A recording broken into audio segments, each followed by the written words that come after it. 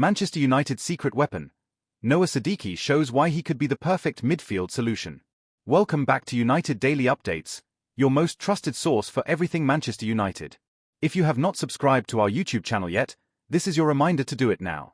We bring you daily news, honest analysis, and reliable information about the Red Devils. No fake rumors. No clickbait headlines. Just real facts that you can trust. Subscribe today and join thousands of United fans who depend on us for their daily United fix. Today we need to talk about a player who might not be on your radar yet but absolutely should be. Noah Sadiki, a 20-year-old midfielder currently playing for Sunderland. And according to our sources, Manchester United are watching him very closely. Very closely indeed. This young man just put in a performance against Newcastle United that has everyone talking. And after watching what he did, I can see exactly why United are interested. This is not just another random transfer rumor. This is a genuine target that makes real sense for Manchester United. And today we are going to break down everything you need to know about Noah Sadiki. Who he is. What he does. Why United want him. How he could fit into the team. And why he might be the perfect solution to United's midfield problems. The hook that changes everything for United's midfield. Imagine Manchester United's midfield next season. Bruno Fernandes might be gone. Sold to Saudi Arabia or elsewhere. Kobbie Mainoo wants to leave because he is not playing. Casemiro's contract is expiring and he earns £350,000 a week, so he probably will not stay. Manuel Ugarte has been linked with moves away. Suddenly, United's midfield looks very empty. Now imagine trying to replace all those players. You need energy. You need quality. You need someone who can defend and attack. You need a player who covers ground like his life depends on it. You need someone young enough to build around for years but good enough to contribute immediately. Where do you find that player? How much will he cost? And will he even want to join Manchester United given the state the club is in? This is the nightmare scenario that Ruben Amorim might be facing soon. A complete midfield rebuild. And here is the thing about rebuilding. You can spend £200 million on big names and hope they work out. Or you can be smart. You can identify young talent that other big clubs have not noticed yet. You can sign them before their price explodes. You can get them while they are still hungry and eager to prove themselves. That is where Noah Sadiki comes in. A player who cost Sunderland just £15 million in the summer. A player who is dominating the Premier League for a newly promoted side. A player who just completely controlled the midfield against Newcastle United, making life miserable for Sandro Tonali, Bruno Guimaraes, and Lewis Miley. Three very good midfielders who could not get near him. If Manchester United are smart, they will sign Noah Sadiki before his price triples. Before other big clubs realize what Sunderland have. Before he becomes too expensive. This could be one of those signings that people look back on in 5 years and say that was genius. Or it could be the one that got away. Let me tell you why United need to act fast on this one. Who is Noah Sadiki?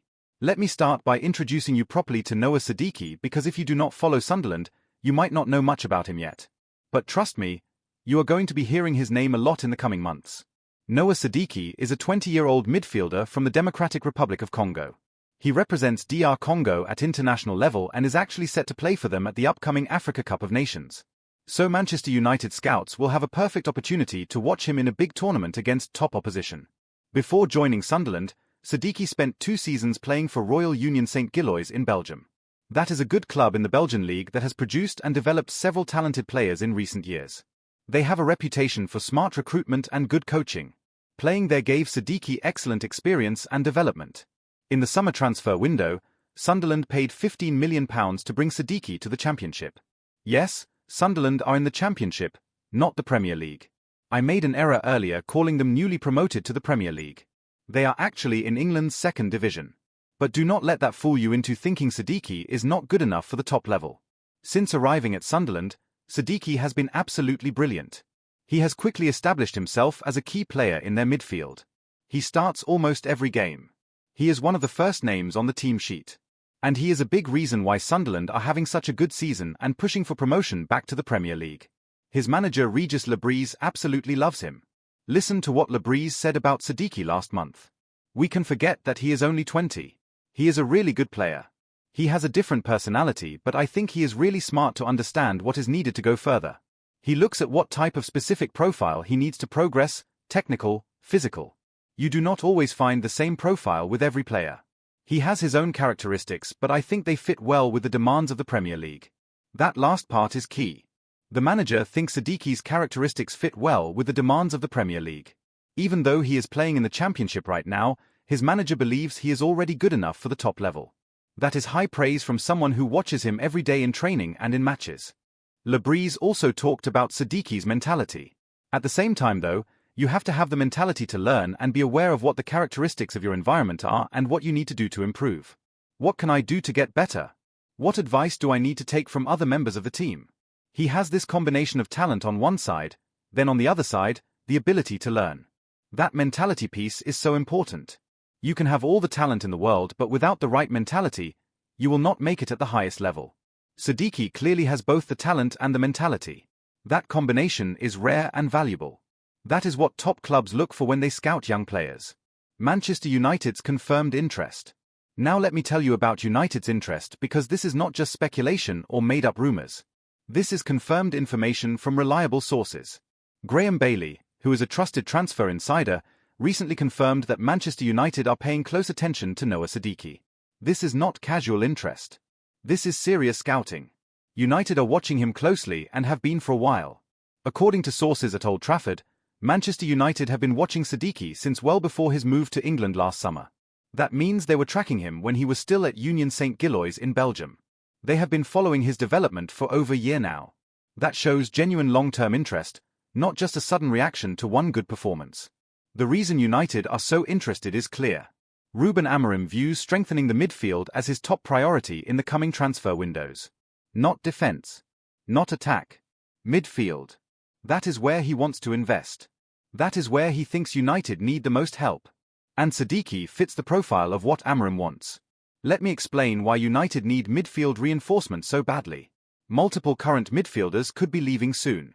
First, Casemiro. His contract expires at the end of this season. He currently earns a base salary of £350,000 per week. That is enormous money. For him to stay at United, he would have to agree to a massive pay cut. And let us be honest, that is probably not going to happen. So Casemiro is likely gone in the summer. Second, Kobbie Mainoo. As we have discussed extensively, Mainoo wants to leave because he is not getting playing time. Napoli want him.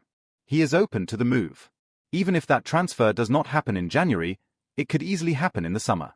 United might lose a talented young midfielder before he has even established himself. Third, Bruno Fernandes. The rumors about him potentially moving to Saudi Arabia are real. United are reportedly open to selling him if they get a huge offer. Bruno is 30 years old. This might be the last chance to get big money for him. If he goes, that is another midfielder gone. Fourth, Manuel Ugarte. He has been linked with moves away as well. He only joined recently, but if things are not working out, United might cut their losses and sell him. That is another potential midfield departure. When you add all that up, United could lose 4 midfielders in one summer. 4. That means they would need to sign multiple replacements. That means they need to be smart about who they target. They cannot just go out and spend 100 million on one player. They need value. They need quality at reasonable prices. They need players like Noah Sadiki. United's midfield shortlist and the obstacles. Let me tell you who else is on Manchester United's midfield shortlist, because it shows you the level of player they are targeting and the problems they face trying to sign them. The 3 names at the top of their list are Elliot Anderson from Nottingham Forest, Adam Wharton from Crystal Palace, and Carlos Baleba from Brighton. All 3 are young English or Premier League-based midfielders with big potential. But all 3 come with major obstacles. Carlos Baleba is valued at over £100 million. 100 million. For a midfielder from Brighton. Now Baleba is very good, do not get me wrong. But 100 million is an enormous amount of money. Can United afford that? Should they spend that much on one player when they need to strengthen multiple positions? Probably not. Elliot Anderson is attracting interest from Manchester City. When City want a player, they usually get him. They have unlimited money. They can offer Champions League football and the chance to win trophies. United cannot compete with that right now. So Anderson is a difficult target. Adam Wharton is the most interesting case. His agent recently gave an interview to TalkSport where he talked about Wharton's ambitions.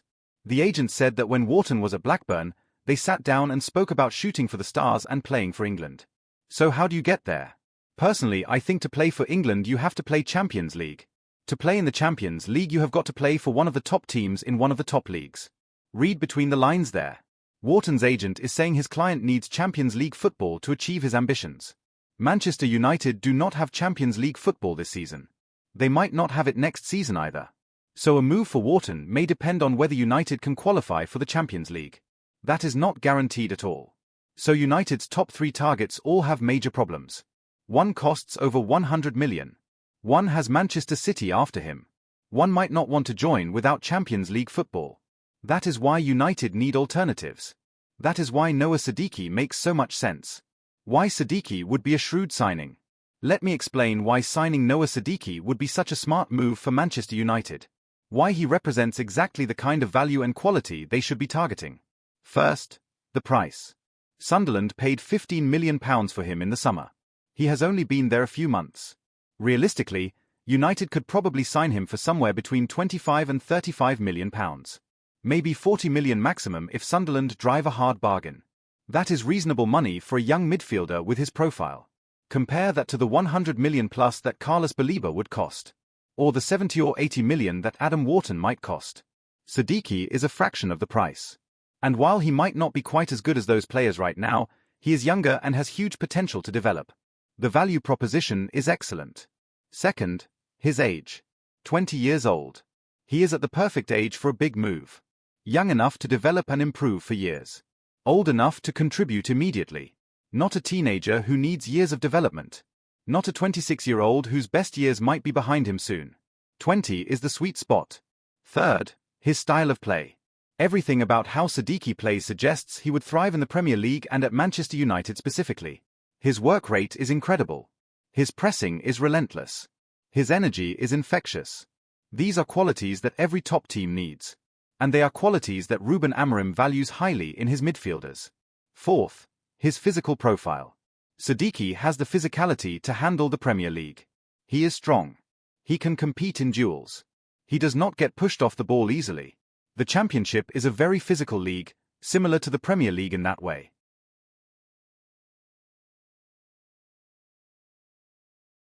If you can dominate physically in the Championship, you can probably handle the Premier League too. Fifth, his technical ability. He is not just a runner or a worker. He can actually play. He completes passes at a good rate. He can dribble past players. He makes smart decisions. He has the technical skills to play for a top club. That combination of physical and technical is what separates good players from great players. Sixth, his mentality. As his manager said, Sadiki has the right attitude and desire to learn and improve. He is not satisfied with his current level. He wants to get better. He listens to advice. He works hard. These character traits matter so much at the top level. You can teach tactics, but you cannot teach mentality. Seventh, the competition factor. Right now, not many big clubs are seriously looking at Sadiki. United have an opportunity to get ahead of the curve. To sign him before his price explodes. Before he has a breakout tournament at AFCON or a brilliant second half of the season. Being proactive in the transfer market is smart business. The Newcastle performance that has everyone talking. Now let me tell you about the performance that has really put Noah Sadiki in the spotlight. The game against Newcastle United. A derby match. High intensity. Good opposition. And Sadiki was absolutely brilliant. Sadiki started alongside Granit Xhaka in the middle of the park for Sunderland. Xhaka is the former Arsenal midfielder who joined Sunderland and brings experience and quality. Playing next to him, Sadiki had the freedom to do what he does best. Press. Tackle. Run. Disrupt. And he did all of it to perfection. Sunderland won the game 1-0 thanks to an own goal from Nick Woltemade. But the scoreline does not tell the full story. Sunderland completely dominated Newcastle in midfield. And the main reason was Noah Sadiki. He made it an absolutely miserable afternoon for Newcastle's midfielders. Sandro Tonali, Bruno Guimaraes, and Lewis Miley. Those are 3 very good midfielders. Tonali cost Newcastle huge money from AC Milan. Guimaraes is one of the best midfielders in the Premier League. Miley is a talented young player. All 3 of them struggled badly against Sadiki. They could not get any control. They could not play their game. They were constantly under pressure. Listen to what the legendary commentator Peter Drury said during the match on Sky Sports. Sunderland fans say 70% of the Earth's surface is covered by water and the other 30% by Noah Sadiki. That is an incredible line. And it perfectly captures what Sadiki does. He covers so much ground. He is everywhere. You cannot escape him. Now let me give you the statistics from that Newcastle game because numbers do not lie. Sadiki had 49 touches during the match. He completed 32 of his 39 passes. That is an 82% pass completion rate. Pretty good for a midfielder in such a high-tempo game. He also made 5 passes into the final third, showing he can contribute going forward not just defensively. In terms of dribbling, Sadiki completed 2 successful dribbles. That was more than any other player on the pitch from either team. So he was not just passing and defending. He was taking players on and beating them. That ball-carrying ability is valuable in modern football. Defensively, Sadiki made 1 tackle, 2 interceptions, and 4 recoveries against Newcastle. He also won 3 of his 4 ground duels. That is a 75% success rate in physical battles. These numbers show he was constantly winning the ball back for his team. But statistics only tell part of the story. If you watched the game, you saw something more than just numbers. You saw a player with incredible energy and intensity. A player who never stopped running. A player who pressed like his life depended on it. A player who made the opposition uncomfortable every time they had the ball. What the experts and fans are saying. After that Newcastle performance, people noticed Noah Sadiki in a big way. Let me share some of the reactions from journalists, analysts, and fans. The Chronicle Live did their player ratings after the match. About Sadiki they said, he went about his usual job and gave Newcastle no time to breathe in the middle of the pitch. Gave Newcastle no time to breathe. That is exactly what you want from a midfielder. Constant pressure. Never letting the opposition settle. Making them uncomfortable. Sunderland site Roker Report gave Sadiki a 9 out of 10 rating for his performance. 9 out of 10. That is an exceptional score. They added, he was absolutely everywhere hassling the opposition, made himself a real nuisance all over the pitch. Absolutely everywhere. Real nuisance. Again, that captures what makes Sadiki special. His ability to be in multiple places at once harassing opponents. Social media also exploded with praise for Sadiki. Fans from various clubs, including Manchester United fans, were singing his praises. On Reddit, one Manchester United fan said, they got N'Golo Kante light in Sadiki. That is a massive comparison. Kante in his prime was one of the best midfielders in the world. Saying Sadiki is Kante light means you see similar qualities. The energy. The pressing. The ball winning. The covering of ground. If Sadiki can develop into even half the player Kante was, United would have an incredible signing. On X, another fan said, FAO Man United. Sign Noah Sadiki at all costs. Absolute gem of a player. At all costs. That shows how impressed people are. When fans are saying sign him no matter what it takes, you know the player made an impact. Another person suggested, Sadiki would be a really good Belieber alternative. This is key. People are recognizing that Sadiki could do a similar job to the much more expensive Carlos Belieber. If you can get 80 or 90% of what Belieber offers for a quarter of the price, that is smart business. The comparisons to Kante are particularly interesting and keep coming up. Kante was not the biggest player. He was not the strongest. He was not the most technically gifted. But he had incredible energy, tactical intelligence, and the ability to cover massive amounts of ground. He won the ball back constantly. He disrupted opposition attacks. He made everyone around him better. If Sadiki has those same qualities, even to a lesser degree, he would be a fantastic signing for United. How Sadiki would fit into Amorim's system. Now let me talk about the most important question. How would Noah Sadiki actually fit into Ruben Amorim's system at Manchester United? Because it does not matter how good a player is if he does not fit the tactics. The good news is that Sadiki's profile seems perfect for what Amorim wants. Let me explain why. Amorim plays a 3-4-3 formation. 3 centre-backs. 4 midfielders. 3 attackers. Within that 4-man midfield, you typically have 2 central midfielders who do most of the defensive work and 2 wing-backs who push forward and provide width. Sadiki would play as one of those central midfielders. His job would be to protect the back 3. To win the ball back. To stop opposition attacks. To provide a shield in front of the defense. But also to carry the ball forward when possible. To link defense and attack. To keep the team ticking. Looking at Amorim's history at Sporting Lisbon, he loves midfielders who can press aggressively. Who have high energy. Who can cover lots of ground. Who can win second balls and physical duels. Sadiki ticks all those boxes. His pressing intensity and work rate would fit Amorim's demands perfectly. The comparison to how Amorim used certain midfielders at Sporting is useful here. He had players who were maybe not the most glamorous or famous, but they were perfect for his system. Hard workers. Intelligent players. Good athletes. Sadiki fits that mold. In terms of partnerships, Sadiki could play alongside another midfielder who is more creative or more defensive depending on what United need. If United sign a more attacking midfielder, Sadiki could be the defensive one who does the dirty work. If United sign a more defensive midfielder, Sadiki could be the box-to-box player who gets forward more. His versatility is valuable.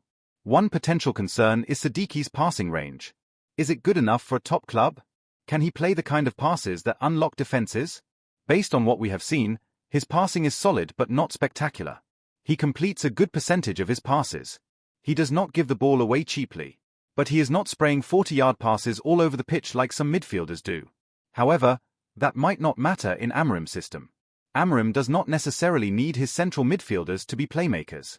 He has the number 10s and wing-backs for that. The central midfielders are more about control, balance, and protection. If Sadiki can keep things simple, move the ball quickly, and not make mistakes, that might be enough. Another question is whether Sadiki has the quality on the ball to play out from the back under pressure. Manchester United get pressed a lot by opposition teams. Can Sadiki handle that pressure? Can he receive the ball from the centre-backs and play forward under intense pressure? His dribbling ability suggests he can, but we would need to see more evidence. What is clear is that physically and athletically, Sadiki would have no problems in Amorim's system. He has the engine to run for 90 minutes. He can press high up the pitch then sprint back to defend. He can play twice a week without burning out. These are crucial qualities that Amorim values. The AFCON opportunity for United scouts. Here is something that works perfectly for Manchester United. Noah Sadiki is about to go to the Africa Cup of Nations to represent DR Congo. That gives United scouts a golden opportunity to watch him extensively against top-level opposition. AFCON is a big tournament. It features the best players from Africa. The quality of teams is generally quite high. Playing there is not easy. It is a real test of a player's ability. If Sadiki can perform well at AFCON, it would be further evidence that he is ready for the step up to a big club. For United scouts, AFCON is perfect because they can watch multiple games in a short period. They can see how Sadiki handles different opponents and different game situations. They can see him when his team is winning and when his team is losing. They can see how he responds to pressure and adversity. All of this information is valuable when making transfer decisions. DR Congo have a decent team. They are not favourites to win AFCON, but they have some quality players. If they have a good run in the tournament, Sadiki will get plenty of exposure. He will play on big stages in front of big crowds against strong opposition. That is when players show their true level.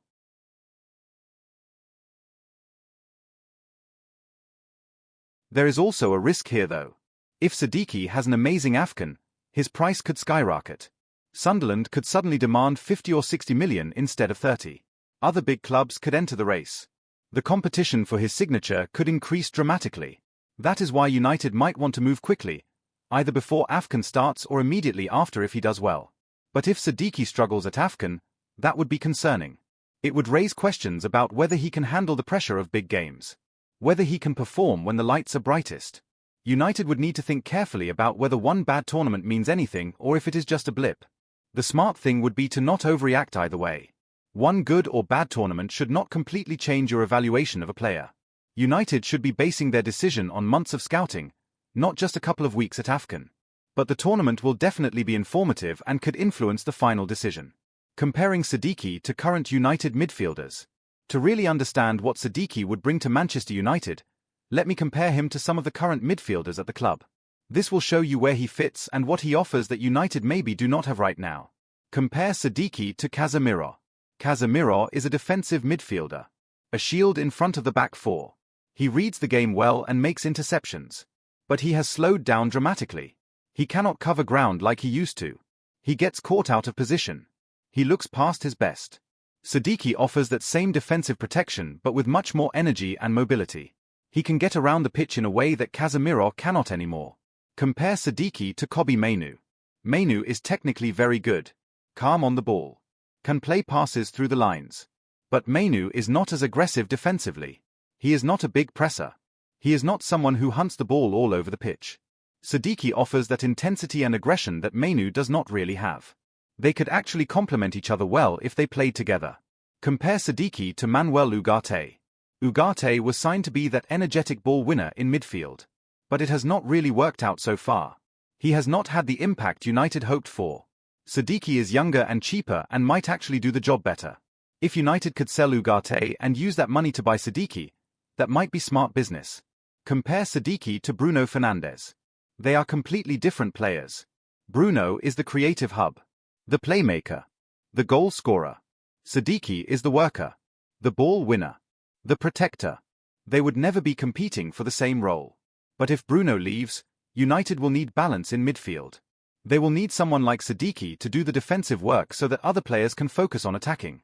The key insight here is that Sadiki offers something United do not currently have enough of. That relentless energy and pressing. That ability to cover ground and hassle opponents. That physicality and aggression without being reckless. United have technical players. They have creative players. But they do not have enough of these tough, hard-working, high-energy midfielders. Sadiki would fill a real gap. The age and development factor. One of the most appealing things about Noah Sadiki as a transfer target is his age and potential for development. At 20 years old, he is at the perfect stage of his career to make a big move. If United sign Sadiki now, they are not just getting the player he is today. They are getting the player he could become over the next 5 or 6 years. And the ceiling is potentially very high. He is already performing well in the Championship. He is already dominating games against good opposition. Imagine what he could become with better coaching, better facilities, and better teammates around him. Top clubs should always be thinking about the future when they sign players. Yes, you want immediate impact. But you also want players who will get better and increase in value. Sadiki fits that profile perfectly. Buy him now for 30 million. In 3 years, he could be worth 60 or 80 million if he develops well. That is smart business. The other benefit of signing young players is that you can shape them.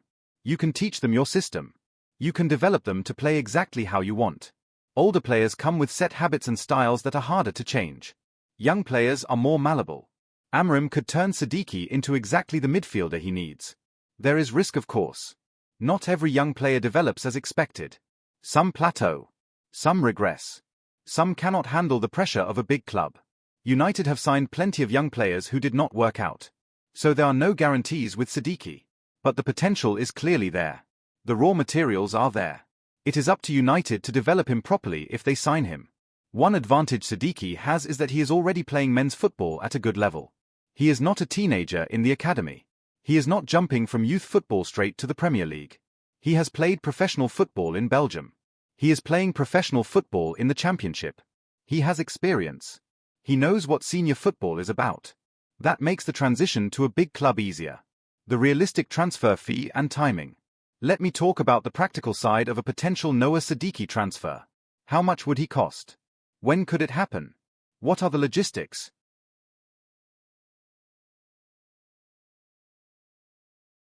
Sunderland paid £15 million for Sadiki in the summer. He has been there for just a few months. Sunderland are pushing for promotion to the Premier League. They probably do not want to sell him in January because that would hurt their promotion chances. So a January move seems unlikely unless United make a ridiculous offer that Sunderland cannot refuse. The summer makes more sense. By then, Sunderland will either have been promoted or not. If they have been promoted, they might be willing to sell Sadiki for a good profit and reinvest that money in multiple players. If they have not been promoted, they might need to sell to balance their books. Either way, the summer opens up more possibilities. In terms of price, I would guess United could get him for somewhere between £30 and £40 million. Sunderland would want to make a profit. They paid 15, so they will want at least double that. United might try to negotiate down. There would be back and forth. But I think the final price would end up in that 30 to 40 million range. That is very reasonable money for a midfielder with Sadiki's profile. It is less than half what Belieber would cost. It is probably less than what Anderson or Wharton would cost too. For a club that needs to sign multiple midfielders, getting value on each signing is important. You cannot spend 100 million on one midfielder when you need to buy 3. The structure of the deal would also matter. United could maybe do something like 25 million upfront plus add ONS based on appearances and performance. That would make it easier financially. Sunderland would be happy because the total package could reach 40 million if all the add ONS are met. United would be happy because they are not paying everything upfront. One thing that could affect the price is how Sadiki performs at AFCON and in the second half of the Championship season. If he is brilliant, the price goes up. If he is average, maybe United can negotiate a better deal. This is why United might want to move early rather than waiting to see what happens. Why this deal makes sense for everyone. Let me explain why a Noah Sadiki to Manchester United transfer would make sense for all parties involved. The player, the selling club, the buying club. When a deal works for everyone, it is much more likely to happen. For Noah Sadiki personally, joining Manchester United would be a dream move. He is 20 years old playing in the Championship. United are one of the biggest clubs in the world. Even if they are struggling right now, the size and history of the club is still enormous. Playing for United would raise his profile globally. It would potentially get him more recognition with his national team. It would improve his career massively. The financial side would be significant too. Championship wages are nothing compared to what United would pay him. He could earn 10 times what he currently makes. That is life-changing money for a young player. He could set up his family for generations. Those are powerful motivators. For Sunderland, selling Sadiki for £30 to £40 million would be fantastic business. They paid 15. They would make a huge profit after just 1 year. They could use that money to sign 3 or 4 players to strengthen their squad. If they get promoted, they could invest it in Premier League quality players. If they do not get promoted, it helps their finances and they can rebuild. Either way, it works for them. Sunderland are not a club that can turn down that kind of money. They are not wealthy. They do not have unlimited resources. When a big club comes in with a big offer for one of your players, you have to seriously consider it even if you do not want to sell. For Manchester United, Sadiki represents exactly the kind of value they should be targeting. A young player with high potential at a reasonable price. Someone who fits the system and fills a need. Someone who could be at the club for 8 or 10 years if everything works out. These are the signings that build successful teams. United have wasted so much money on the wrong players in recent years. Overpaying for big names who did not deliver. Signing players who did not fit the system. Making emotional decisions instead of smart ones. Sadiki would be a smart decision. A logical decision. The kind of signing that other well-run clubs make all the time. The timing works for everyone too. Sadiki is ready to step up. Sunderland could use the money. United need midfielders. Everything aligns. These are the deals that happen when all the pieces fit together. The risks and concerns. Of course, no transfer is without risks. Let me be honest about the potential concerns with signing Noah Sadiki. First, he is playing in the Championship, not the Premier League. The Championship is a good league, but it is not the Premier League. The quality is lower. The speed is slower. The tactics are less sophisticated. Can Sadiki make that jump? Some players thrive in the Championship but struggle when they step up. It is a legitimate concern. Second, he has only been in England for a few months. We do not have years of evidence of him performing here. We have a handful of months in the Championship and one really good performance against Newcastle. That is not a huge sample size. United would be making a significant financial commitment based on relatively limited evidence. Third, the jump from Sunderland to Manchester United is massive. Not just in terms of league quality but in terms of pressure and expectations. At Sunderland, if you have a bad game, it is not the end of the world. At United, every mistake is analysed by millions of people globally. The media scrutiny is intense. Some players cannot handle that pressure. We do not know if Sadiki can. Fourth, there is always adaptation time needed when moving to a new club. New teammates. New system. New city. New language possibly. Even if Sadiki is talented, he might need 6 months or a year to fully settle in. United fans are not always patient with new signings. They want immediate impact. If Sadiki starts slowly, he could face criticism. Fifth, United's recent history with young signings is mixed at best. Some have worked out. Many have not. Donny van de Beek, Daniel James, and others came in young with potential and never really made it. What is different about Sadiki? Why would he succeed where others failed? These are fair questions. Sixth, we do not know how Sadiki would handle the physical demands of playing for a top club.